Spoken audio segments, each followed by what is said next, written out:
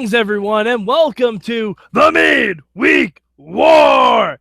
It's me, Mad Mike. I am rolling solo this week. Sorg is off doing Sorg-like things, but we're here to talk 205 Live. And boy, what a show it was. Really enjoyed it this week. My word for 205 Live this week is going to be fantastic. Just top to bottom. Soup, nuts to bolts, soup to nuts, whatever that phrase is. It was great. It was a really, really good episode. My good this week, there's a lot to choose from. I could go with the fact that Akira Tozawa used one of Brian Kendrick's own lessons against him. I could go with the fact that we had a kick-ass fatal four-way match in the main event.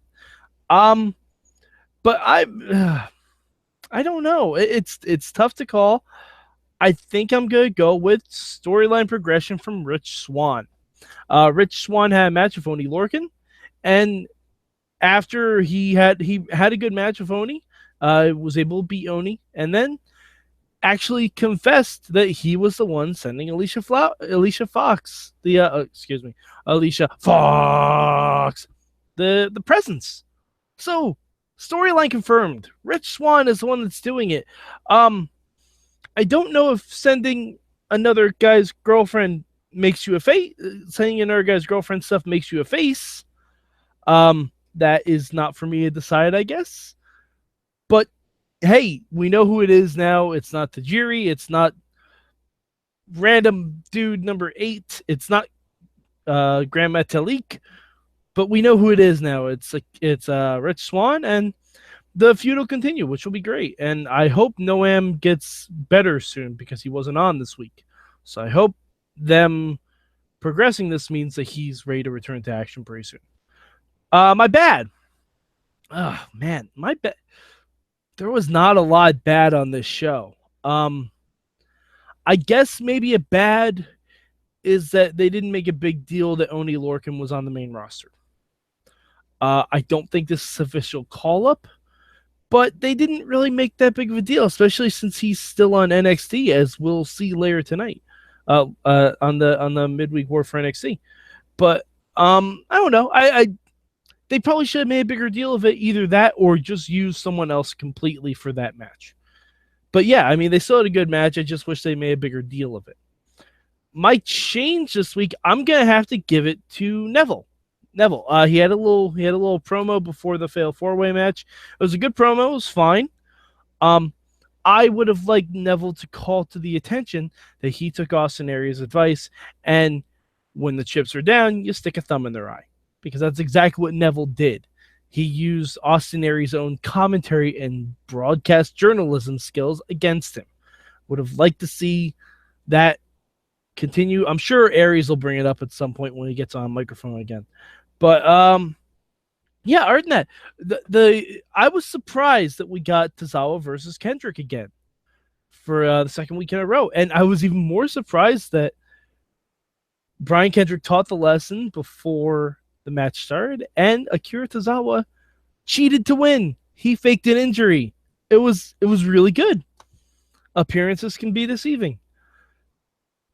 I love it. I love this feud. It's so much fun. And Tozawa is great. His reaction, his dancing after he was like showing that he wasn't hurt at all, his dancing is fantastic. If someone can make a gif of Tozawa dancing, that would be fantastic. All right. And also the fail 4-way match, it was just balls out. It was great. It was TJ Perkins, Mustafa Ali, Aries, and Jack Gallagher.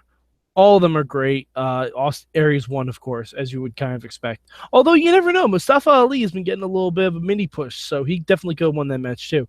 But I did like that we got Drew Gulak talking to Ali again before the match. That's going to be fun whenever they start getting in the ring to progress that feud. But yeah, so I think that's it as far as 205 Live goes. As far as rankings, I would put number 1 very easily for me this week.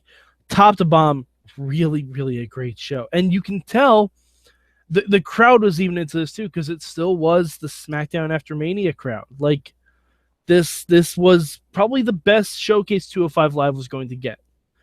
I don't think they did hashtag 205 live after Mania because that's a little bit long of a hashtag, but it's probably the best response they're going to get for a while, and I hope people got to really appreciate it because it sounds like the crowd there did. Yeah, so I think that's it. So if you want to follow me on the internet, it's at MadMike4883. If you want to follow me when I live tweet stuff, I live tweet Impact every week. Sometimes I live tweet some other stuff too. Hit up at Mayhem Show. Follow the hashtag MM to follow my live tweets and interact with me during the shows. Also, if you want to catch up on my big series I did, 32 Manias with Mike, it's on our YouTube feed. Just look up Wrestling Mayhem Show on YouTube. You'll be able to see all 32 of them right there. And speaking of that, we just launched this. We're going to get more depth into it on Tuesday for the Mayhem Show. But I have organized a WrestleMania Madness Bracket Challenge. Everyone, vote for your favorite WrestleManias. I divide all the WrestleManias into 4 different sections. There's the Southern region, there's the West Coast, there's the Tri-State area, and there's parts unknown. So go on there. I've set up all the matchups for you. All you have to do is vote. It's the pinned post on our Wrestling Mayhem Show Facebook page. So please go vote. It's very interesting to see some of the votes coming in so far and what Mania is winning, because it's not the one I thought was going to be winning so far. So yeah, hit up all those links, have fun, and we can all bask in this post WrestleMania glaze before the Superstar shakeup. So for Mad Mike, I'm Mad Mike, and this has been your Midweek War.